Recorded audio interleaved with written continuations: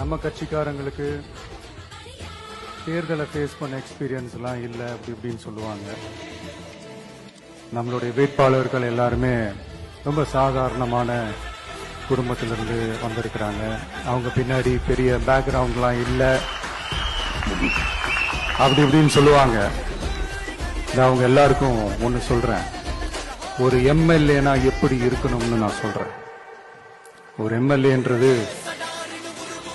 சும்மா அனுபவத்தை வச்சுக்கிட்டு கொள்ளை அடிக்கிறவங்களாலாம் இருக்கக்கூடாது.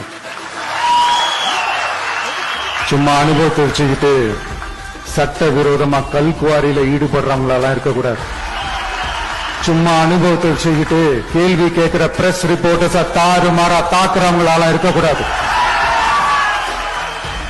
இன்னும் ஓப்பனா சொல்லணும்னா, இந்த திமுகவில் இருந்து வந்த ஒரு எம்எல்ஏ மேல கொள்ளையடிச்ச கேஸ் இருக்குது, போதைப் பொருள் கடத்தல் கேஸ் இருக்குது, திருட்டு கேஸ்லாம் இருக்குது. திருட்டு கேஸ்ல எல்லாம் ஜெயிலுக்கு போயிட்டு வந்தவர் ஒருத்தர் இருக்கிறாரு.